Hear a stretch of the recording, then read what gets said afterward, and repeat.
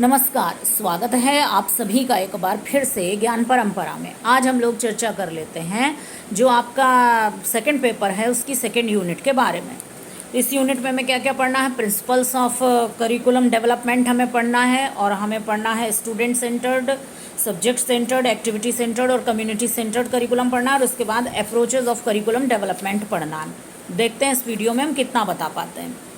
जो आपका principles of curriculum development है, अगर आपको याद होगा, आदर्शवाद, प्रकृतिवाद, प्रयोजनवाद, यथार्थवाद आपने फर्स्ट ईयर में पढ़े थे। तो प्रयोजनवादियों ने पाठ्यक्रम निर्माण के सिद्धांत दिए, और पाठ्यक्रम निर्माण के जो सिद्धांत हैं बहुत उपयोगी सिद्धांत हैं।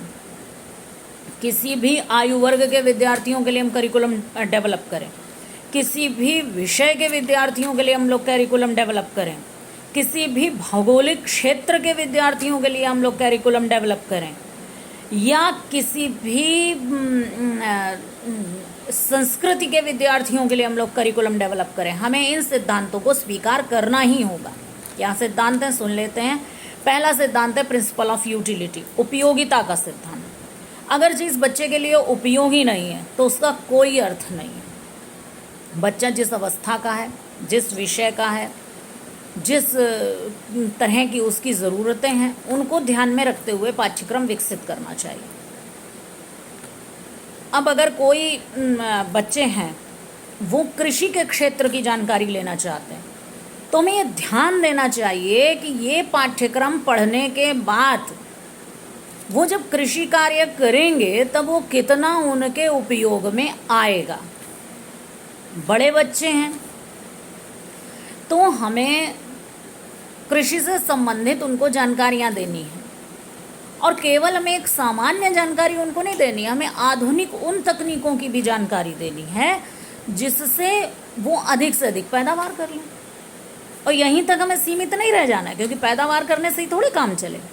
हमें करिकुलम में ऐसी चीज़ों को भी शामिल करना चाहिए कि जिससे वो पैदावार जब उनकी हो जाए अच्छी, तो वो उसे अच्छी तरह से सेल करके अच्छा प्रॉफिट भी गेन कर पाए।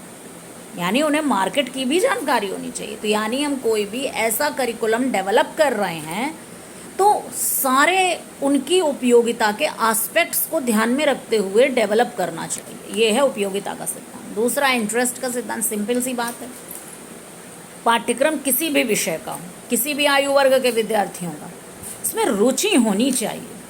अगर रुचि नहीं है तो फिर मामला बनने वाला नहीं है। आपने करिकुलम के ऑब्जेक्टिव आपके ठीक हैं, कंटेंट आपका ठीक है, लेकिन जो आप जब बच्चा पढ़ने बैठे तब ऐसा होना चाहिए कक्षाओं में या पुस्तकों में कि बच्चे की रुचि विकसित हो। तो जो भी हम करिकुलम डेवलप करें वो रुचि का ध्यान रखते हुए, इसीलिए बहुत सारी जो बुक्स वगैरह होती हैं उनमें एक्टिविटीज़ डाल दी जाती हैं, उनमें पिक्चर्स लगा दिए जाते हैं, उनमें तरह तरह के एग्जाम्पल्स दिए जाते हैं कि बच्चों की रुचि बनी रहे। अब कोई भी चीज़ हम पढ़ाने जा रहे हैं, अब जैसे हम समाज सुधार पर कोई विषय टॉपिक पढ़ा रहे हैं, अगर केवल हमने उनको उपदेश देना शुरू कर दिया, अब जैसे ये दहेज की प्रॉब्लम है, या कन्या भ्रूण हत्या की प्रॉब्लम है, या बहुत सी और प्रॉब्लम्स होती, ये एक्ट इस सन में सरकार ने बनाया, ये कानून इस समय आया, ये घटना इस समय घटी, इसने ये आंदोलन किया, कितना बच्चे सुनेंगे, ऊबने लगते हैं। लेकिन इसी जगह आपने भाषण प्रतियोगिता करा दी, बच्चों से कहा आप 10-10 लाइनें लिख कर लाइए। बच्चे लिख कर लाए, उन्होंने पार्टिसिपेट किया, तो थोड़ा एक्टिव हो गए, थोड़ा उनका इंटरेस्ट डेवलप हो गया। तो रुचि का सिद्धांत, और जो इसी से जुड़ा हुआ है एक्टिविटी का सिद्धांत, प्रिंसिपल ऑफ एक्टिविटी, अगला पॉइंट भी है। तो इसमें क्या है कि बच्चों को एक्टिव रखा जाए और ऐसी क्रियाएं कराई जाएं जो उनके अपने जीवन से जुड़ी हुई हों, उनके अपने समाज से जुड़ी हुई हों। क्योंकि जितना अधिक बच्चे एक्टिविटीज़ में पार्टिसिपेट करते हैं उतना ही उनको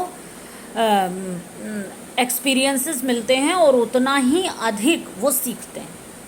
प्रयोजनवादियों का कहना था कि कक्षाओं में क्रियाएं कराई जानी चाहिए, और ऐसी क्रियाएं होनी चाहिए, ऐसी एक्टिविटीज़ होनी चाहिए जो उनके अपने जीवन से जुड़ी हों, उनके अपने समाज को प्रदर्शित करने वाली। जैसे हमने अभी बताया कि आप एक ड्रामा करा दीजिए, बच्चे उसमें पार्टिसिपेट करेंगे और वो उनकी लर्निंग जो है वो स्थायी होगी, उन्हें हमेशा याद रहेगा।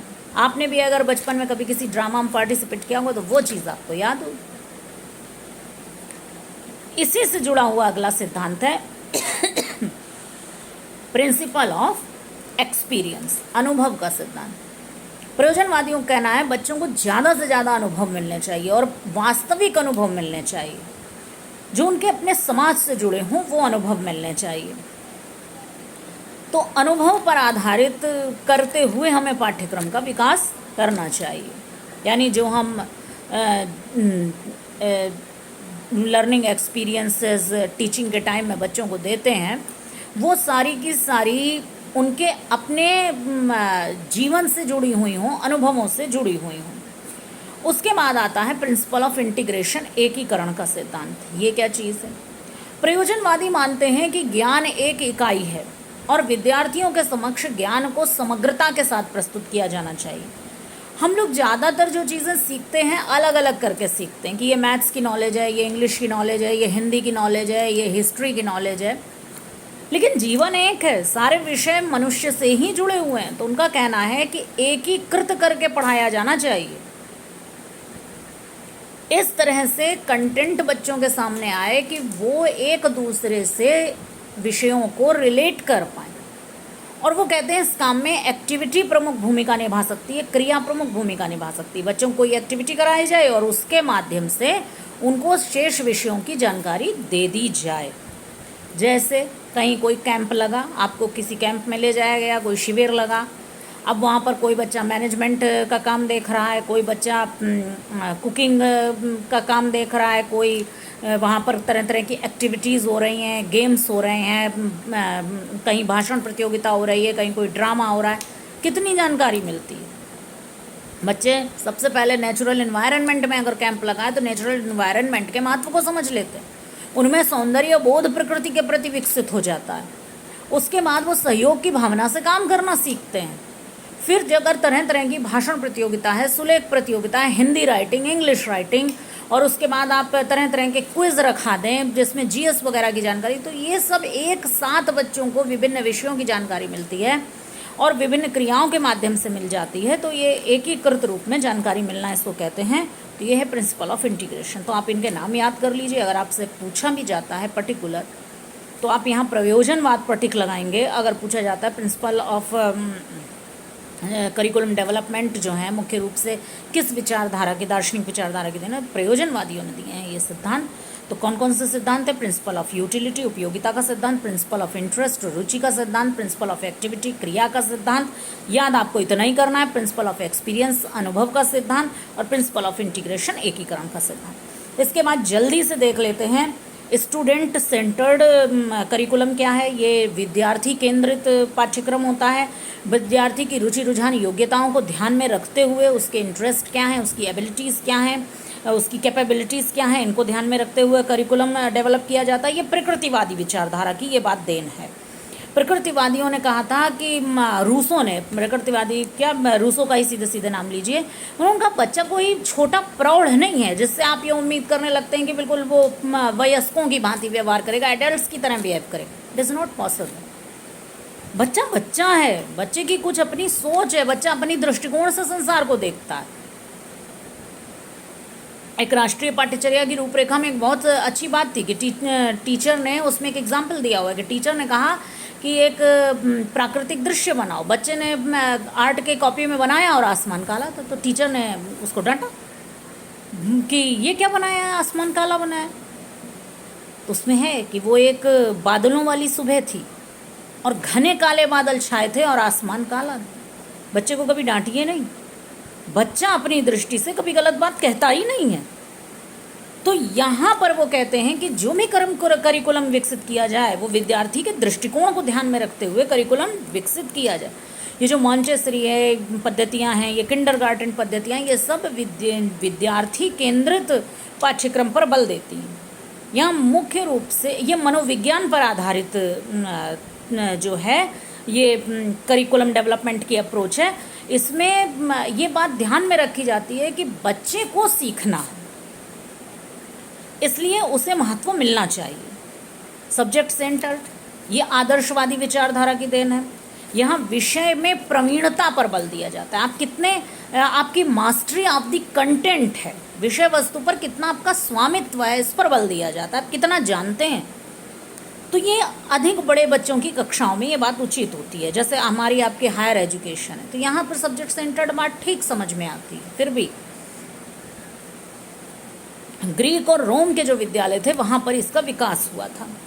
अब एक्टिविटी सेंटर्ड करिकुलम क्या है, यहाँ पर क्रिया को केंद्र में रखकर विषय को पढ़ाया जाता है, सब्जेक्ट मैटर को पढ़ाया जाता है। और इस जब बच्चे खुद कुछ काम करते हैं, यहाँ ज़्यादा से ज़्यादा एक्टिविटीज़ कराई जाती है, तो क्या क्या डेवलप होता है, जब कोई कार्य करते हैं तो उससे रिलेटेड नॉलेज डेवलप होती है, उससे रिलेटेड कौशल का विकास होता है और उसके प्रति सकारात्मक अभिवृत्ति डेवलप होती है। एग्जाम्पल, हम घर का एग्जाम्पल देते हैं। जीवन में कभी कुछ बनाया नहीं था, अब बड़े हुए तो घर में कहा गया अब जाओ चाय बनाओ जाके।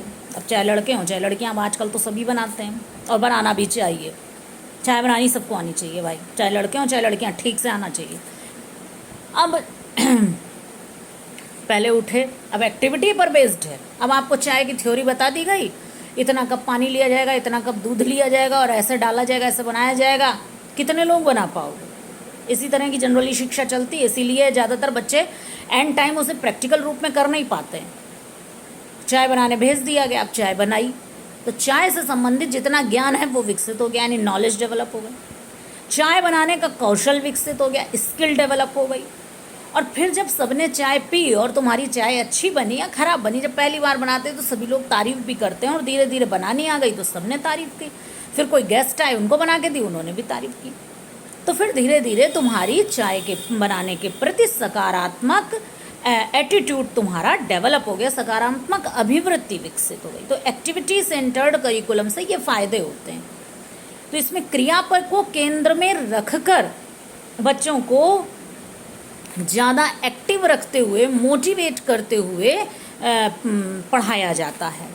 जब पाठ्यक्रम विकसित करते हैं तो उसमें उसको क्रिया केंद्रित बनाते हैं कि बच्चे ज़्यादा से ज़्यादा कुछ करें जिससे वो करके सीख पाएंगे। Learning by doing, learning by experience, learning by observation, ये जो बातें हैं ये इस करिकुलम में लागू होती हैं।